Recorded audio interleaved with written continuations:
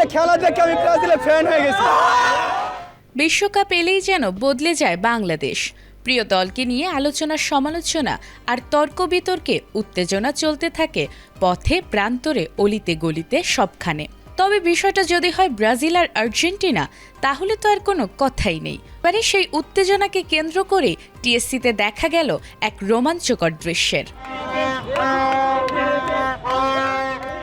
বাংলাদেশ সময় শনিবার সকাল 6:30 শুরু হয় ব্রাজিলের ম্যাচ। প্রতিবারের মতো এবারও খেলা দেখতে টিএসসিতে জড়ো হন ব্রাজিলের ভক্ত সমর্থকরা।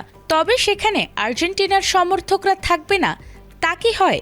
চিরপ্রতিদ্বন্দ্বী দলের হার দেখার আশায় তারাও হাজির হন একই আসরে।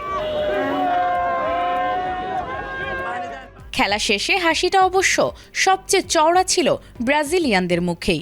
জয় নিশ্চিত হওয়ার পর শুরু হয় তাদের উল্লাস, আর ঠিক তখনই ঘটে যায় সবচেয়ে মজার ঘটনাটি।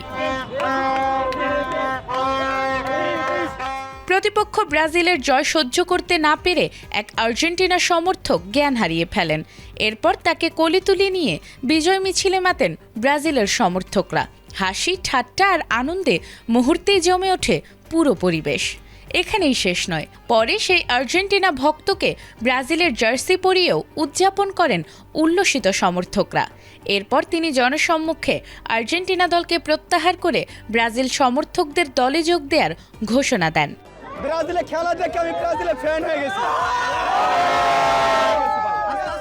বিশ্বকাপ এলে বাংলাদেশে ফুটবল যে শুধু খেলার মধ্যে সীমাবদ্ধ থাকে না, টিএসসির এই ঘটনাই যেন তার আরেকটি প্রমাণ। ব্রাজিল আর্জেন্টিনার চিরন্তন লড়াইয়ের সঙ্গে যোগ হলো নতুন এক মজার অধ্যায়, যা আরও একবার মনে করিয়ে দিল ফুটবল নয়, বিশ্বকাপ আসলে বাংলাদেশের এক অন্যরকম উন্মাদনার নাম। নাজমুন নাহার জান্নাত, এটিএন বাংলা।